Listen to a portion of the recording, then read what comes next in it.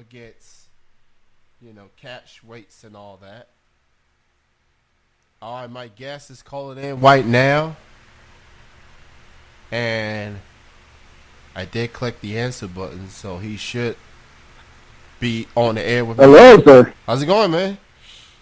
Good. How about yourself? Good, good. I'm just recovering from a cold, but I try to channel my inner Briscoe, but I'm trying to man up through this cold. So, Oh, you got this, brother. You so, got this. so, so I appreciate you being on. Damien Saint is with us right here on Triple Threat Wrestling Radio. So let's just get right into it.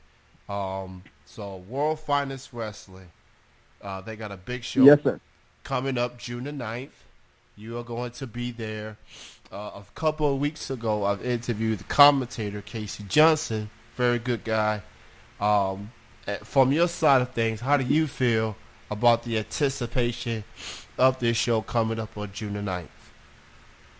Oh, honestly, the anticipation has just been constantly building. You know, World's Finest Wrestling has been doing an amazing job promoting this event, and just from the tag team situation as it is itself, you know. I mean, you have amazing teams that are involved in this. You have the Wet Dream, who I've been around multiple times, and I know how they are. Simply Better, I've worked very closely against them, actually, with some of my other clients in different promotions, so I know them. To me, the wild card is going to be the Bomb Shelter. But I do have Jaden Michael Quick, who is the Prince of High Flying. I do have the Celtic Nightmare, who is the Irish Silverback. And together, it's youth and experience. And I don't know if you heard me say this online the other day, but you look in the past decade of professional wrestling, and every great champion that has stood out has had two qualities, and that's youth and experience. And I think that's got to play very well for us. This is such an incredible show from what I've been hearing, from what I've been reading about the show. It is going to be an exciting show.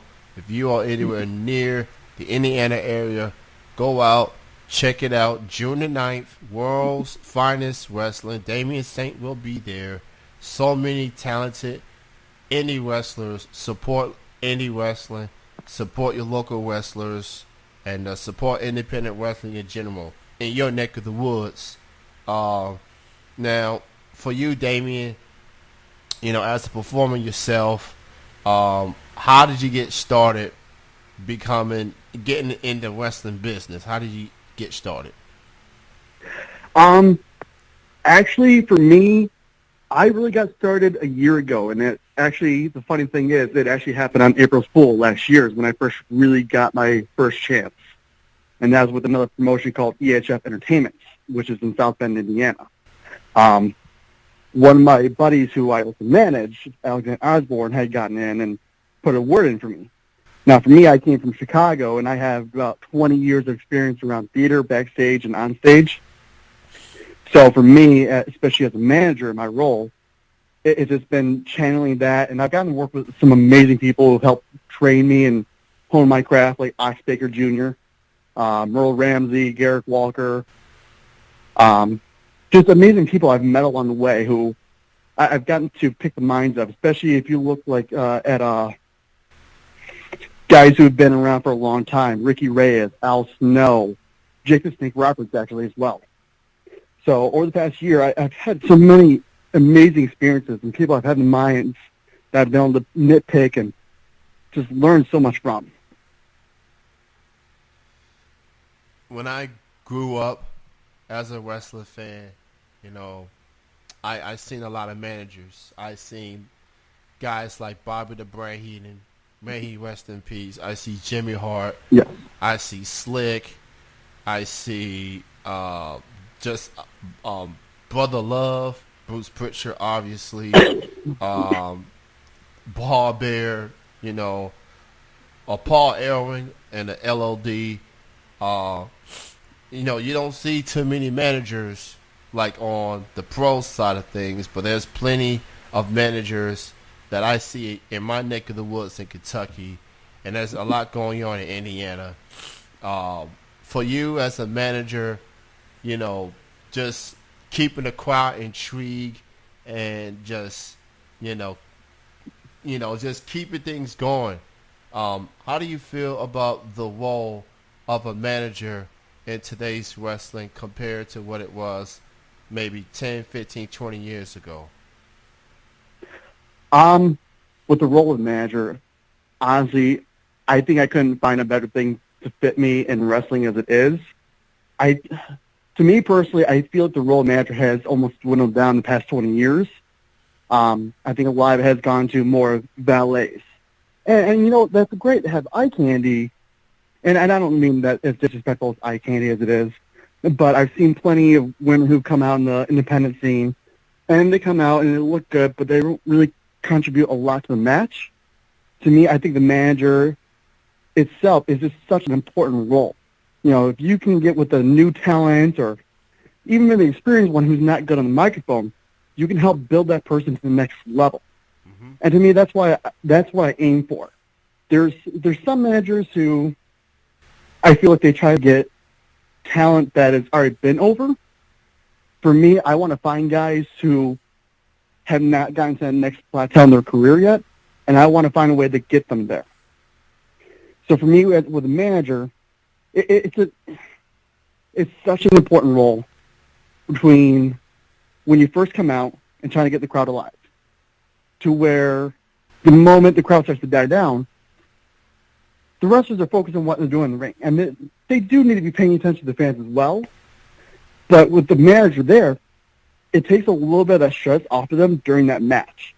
That way you could focus more on the fans of what can we do to build them back up and create that roller coaster effect, you know? Very, very true. I've always loved when a manager can bring somebody in that's just trying to make a name for him or herself and just build them up, you know, and then they just, you know, go out there and perform. You know, I look at managers like presentation, you know, they're like the presentation.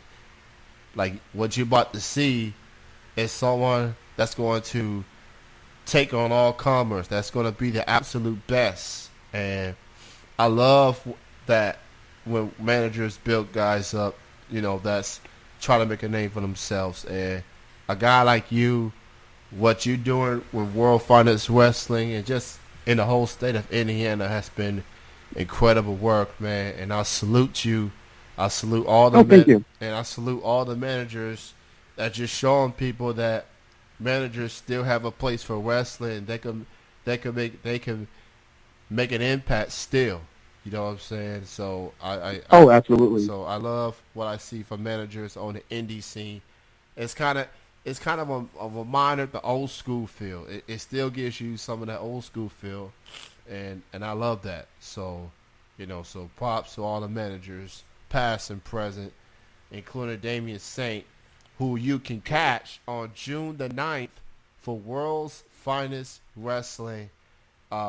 Big show coming up. You don't want to miss it. They're all over the social media, Facebook, Twitter, Instagram. Go check out their show and support them. So how did you, Damien, got involved with World Finest Wrestling? How did you end up being part of the company?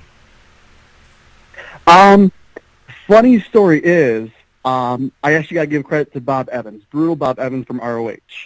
I'm a big follower of him, and I found a thing that he had written called RIDE, W-R-I-D-E. And it's about new people in the business who are trying to get out there and promotions who will give that talent a chance if they make the drives. And I found Mr. Keith Miller, had written on there that he would take on new people. So I was probably like a year late. I really didn't know much last year when I first came in. And I ended up sending him a message, and I sent him a couple of videos that I'd been in. And the funny thing is, I ended up talking to him later on about it, but one of the reasons why he booked me was because he saw I could take a German suplex.